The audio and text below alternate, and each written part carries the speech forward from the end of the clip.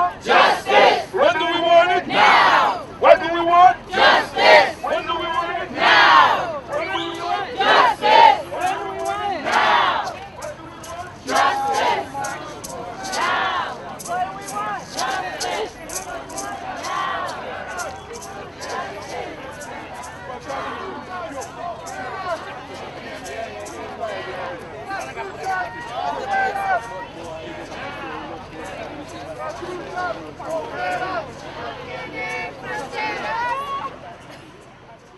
Tenemos con nosotros una dominicana y ella va a darnos su impresión a propósito de la marcha y lo que está sucediendo en la República Dominicana.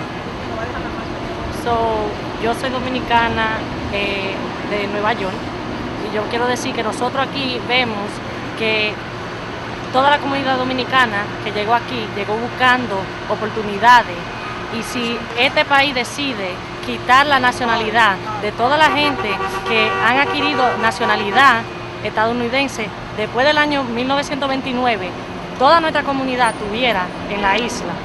Entonces, no entiendo cómo todavía podemos estar en contra, sabiendo lo que es la situación de un inmigrante, buscar recursos, buscar otras posibilidades de nuestro hermano Haití. Y siento que sí, los pueblos, hay mucha gente que están unidos, la gente que trabaja, que está ahí todos los días, muchas veces se están apoyando y ve que lo que está pasando ya a nivel del gobierno no es justo.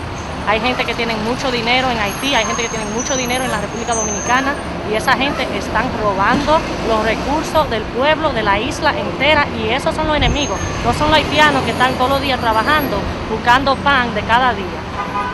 ¿Y qué piensas tú que la comunidad internacional, sobre todo los Estados Unidos de América, tienen que hacer para resolver este problema? Este país no resuelve problemas, este país crea problemas. Los Estados Unidos están matando gente negra aquí y en todos los lados, y siempre están armando guerra. Entonces, este país, sí, ahora mismo, yo siento que es importante que el mundo entero de gente pensante que creen y aman a la justicia y a los seres humanos y todo lo que vive, que los pueblos se unan a hablar y a realmente organizar, porque estos son problemas del gobierno, de todos los gobiernos.